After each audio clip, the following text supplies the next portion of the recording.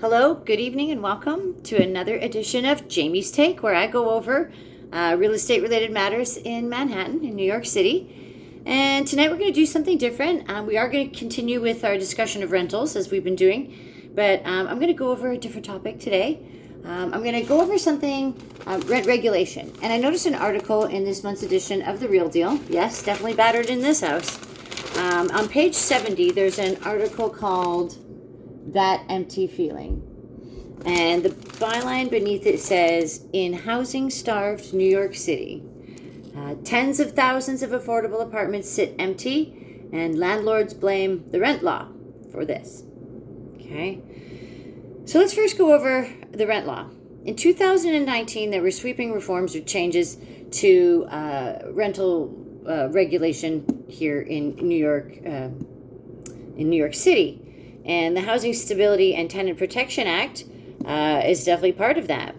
Now, this legislation ended the vacancy bonuses that landlords were allowed to do by raising the rent even up to 20% on rent-regulated apartments that remained empty for a protracted period of time.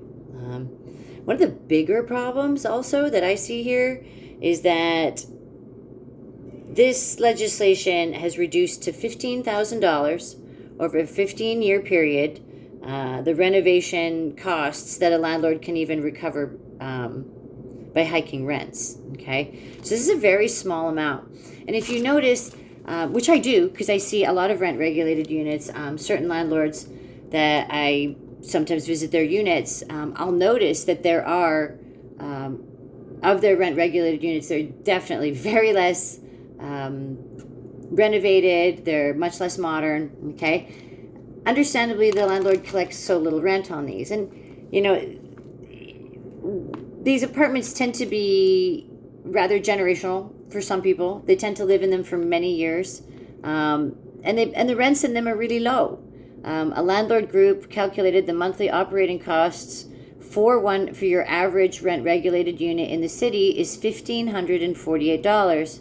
The median monthly rent for rent-stabilized apartments in the city, according to the Rent Guidelines Board, is actually less than that at $1,422. Rent-regulated apartments really don't do that much for a landlord's payroll.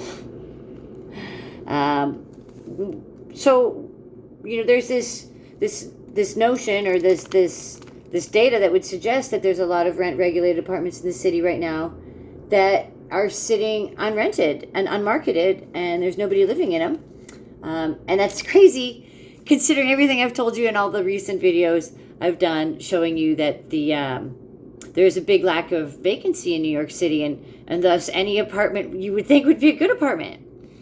Well, it turns out these apartments are, you know, in an aging stock of buildings here in New York City, the agiest, right? According to this one landlord, he says that it's, what does he say? Nobody really in this day and age wants to live in the product that currently exists. You can only put so much lipstick on a pig. Eventually, it's got to go for slaughter. So, you know, what he's saying here is that these apartments, especially after they've been lived in perhaps for decades and decades by by tenants who get this rent-regulated rate, they tend to be the most unupdated. Okay, so what they're showing here is a unit that somebody lived in for decades and then maybe passed away or left after a very long time. And this tenant was only paying $737 a month. Now, I think they're really playing this up in this picture because they've it looks like they've removed appliances, and always behind the appliances is the worst place to look. But I don't think that if you put in a new stove and some flooring, or perhaps it's obviously super cleaned it up and painted it, that it wouldn't be unlivable. But you can really tell a rent-regulated unit in this city. I will tell you that. So what these landlords are concerned about is that they're not renting them because they cost so much to get them up to snuff. I mean, if it looks, they're saying that by the time they, $5,000 for, an architect, demolition, $2,000. I totally get it. A contractor, contractors are quoting these guys $40,000 to $60,000 to bring these units up to snuff. I mean, you got to admit that bathroom is pretty rough. And I see that stuff. What landlord wants to put in $60,000 into a unit where he's collecting, what's this one, $737 a month? The time frame to get that money back is definitely not worth the input. I mean, it'll be outdated by the time he even gets that back. Now, what's the other side of the story? The other side of the story is that tenant advocates and Democrat lawmakers are skeptical of landlords who say that their hands are tied due to these costs.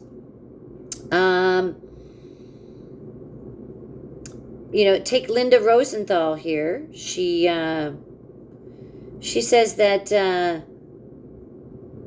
if tenants are living in units that they won't even bring up and they need $60,000 to even renovate it all to bring it up to snuff, that those people were living in squalor, almost indicating that landlords are allowing people to live that way in their buildings.